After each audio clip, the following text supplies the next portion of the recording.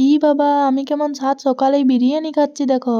হিল্লু guys, welcome back to my channel. তো সেই দিন সকাল 10টার সময় বিরিয়ানি দিয়ে ব্রেকফাস্ট করার পর দেখি আমার একটা পার্সেল এসেছে। তারপর আমি রেডি হয়ে গিয়েছিলাম একটু স্নেহাদের বাড়ি। আর সেই দিন কিন্তু আমরা সব বন্ধুরা মিলেই গিয়েছিলাম একটা বিশেষ কারণে। যাই হোক, সেই কারণটা আর এই মুহূর্তে ভিডিওতে বললাম না। আর আমরা সকলে মিলে যেখানে জুটবো সেখানে মজা হবে না, হাসি ঠাট্টা হবে না, ছবি তোলা হবে না, এটা কখনো হতে পারে? স্নেহাদের বাড়িতে ঢোকার পরই রিক স্নেহার মাসির ছেলের সাথে ক্যারাটে করা শুরু করে দিয়েছিল। তারপর তাকে কোনো রকম ভাবে থামিয়ে আমরা গিয়েছিলাম লাঞ্চ করতে। আর যথারীতি লাঞ্চের কোনো ভিডিও তুলতে আমি ভুলে গিয়েছি। যাই হোক, সে আর কি করা যায় বলো। খাওয়া দাওয়ার পর আমরা কিন্তু স্নেহাদের ছাদে সকলে মিলে চলে গিয়েছিলাম আড্ডা দিতে। আর সেই সময় দেখি অন্তরা এক সাইডে শুয়ে পড়েছে, সেটা দেখেই আমরা এত হাসাহাসি করছিলাম। তারপর দেখি একদিকে তুহিন স্নেহার মাসির ছেলেকে কাঁধে চাপিয়ে নিয়েছে, আর একদিকে রিকের মাথায় ঝুঁটি বেঁধে আকাশ আর রিক ছবি তুলছে। আবার এক সাইডে সহেলি, লিজা, অন্তরা, স্নেহা রিলস করছে, আকাশ আর রিক অ্যাজ ইউজুয়াল মারপিট করছে, আর আমি ছবি তুলছি। তোমরা সাবস্ক্রাইব করে দাও, টাটা।